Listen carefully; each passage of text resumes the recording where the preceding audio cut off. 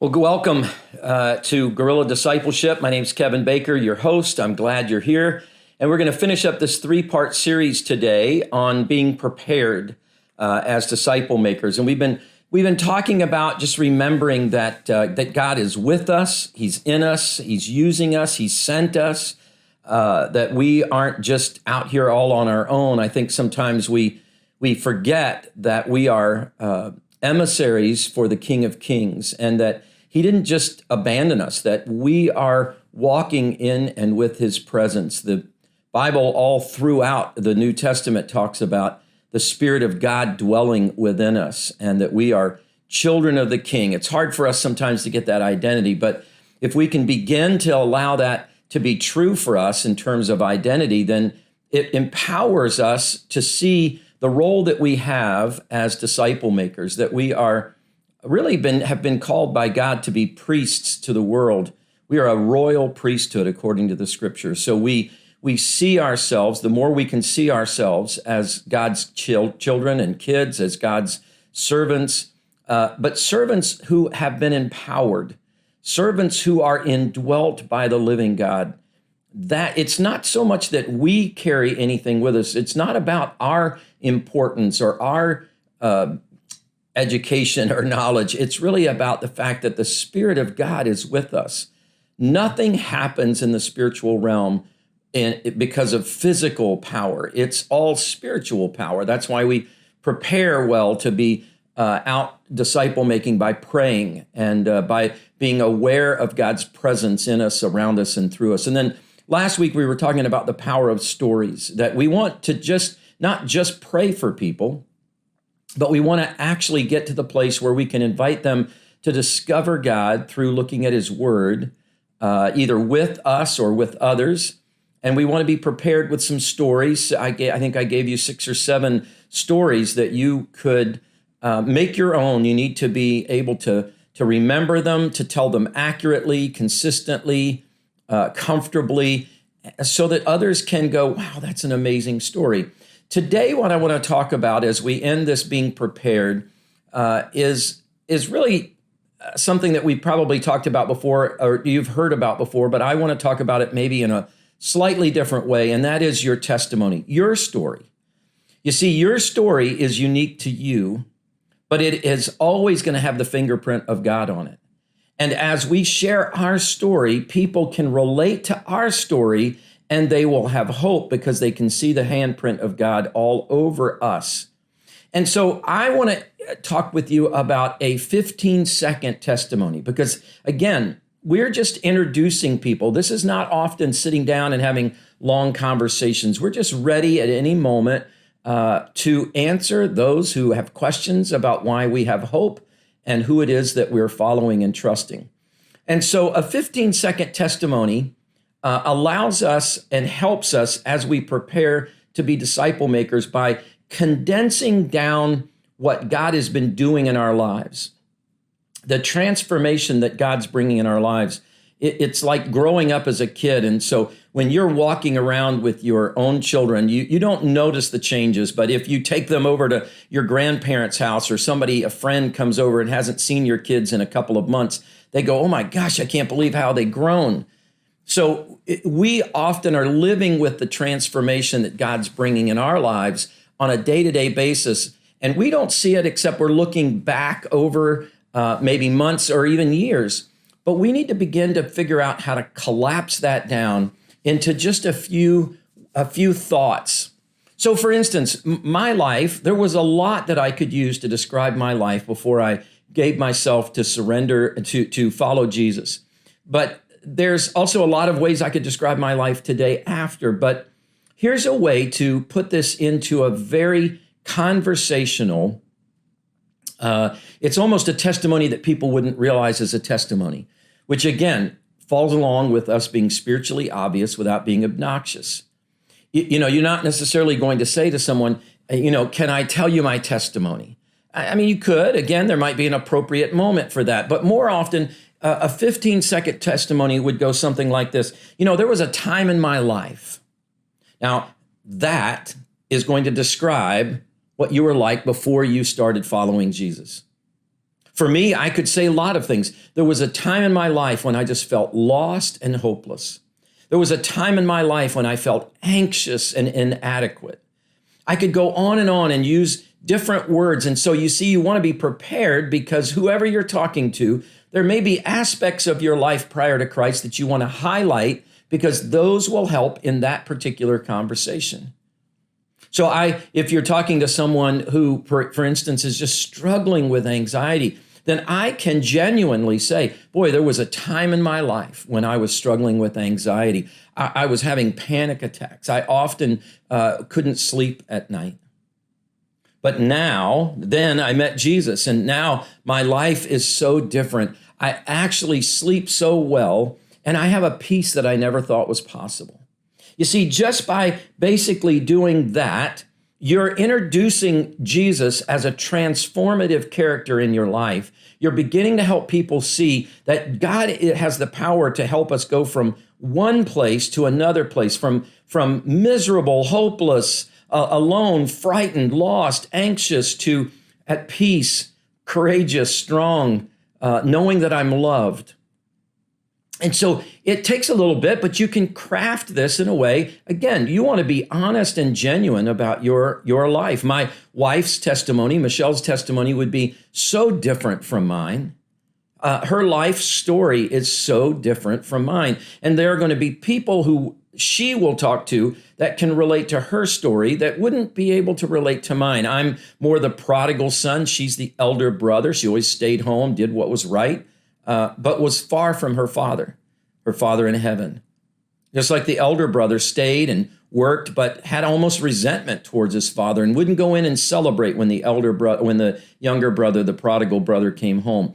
I was the prodigal, and I know what it's like to feel so far from God and so basically ashamed of my life that I wonder if God could ever even accept me again. That was really never a struggle for Michelle. So you see, our stories are going to be different.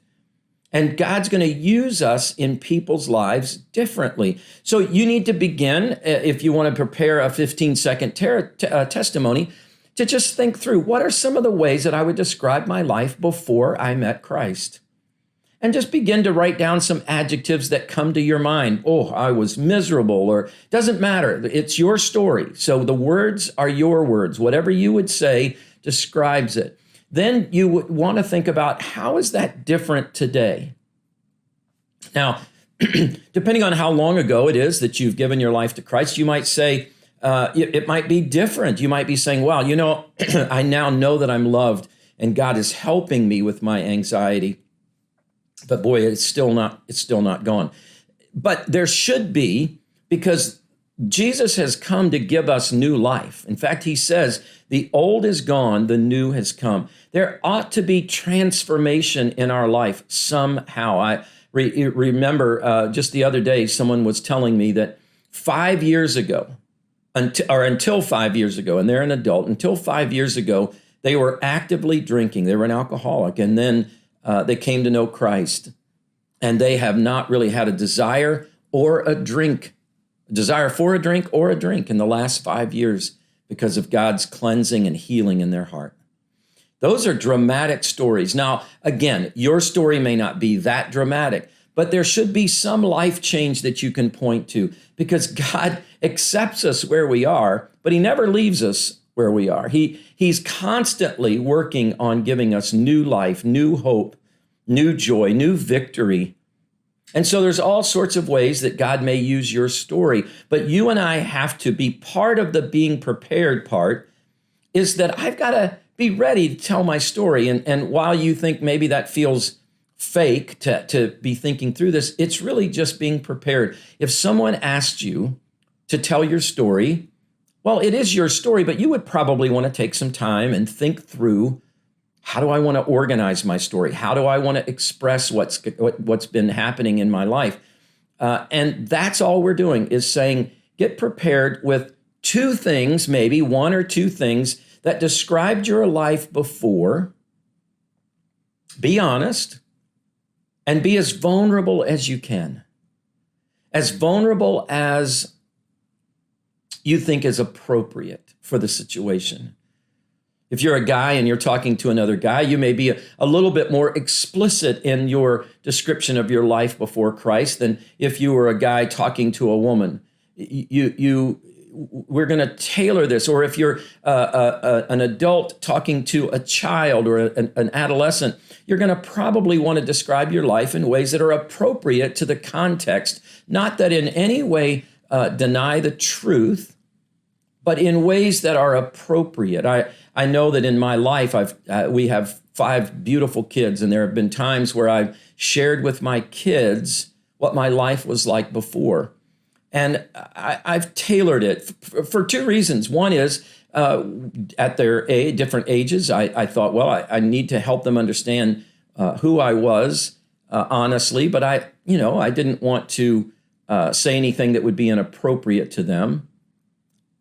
And I also, quite frankly, at times have struggled with being completely honest with my kids. Not that I've ever hidden anything, but boy, sometimes it's just hard to talk about that. I remember when my oldest daughter was young and Michelle was sort of giving me a hard time about the life I had lived before. And Allie asked me a little bit about it. And I said something about what I had done.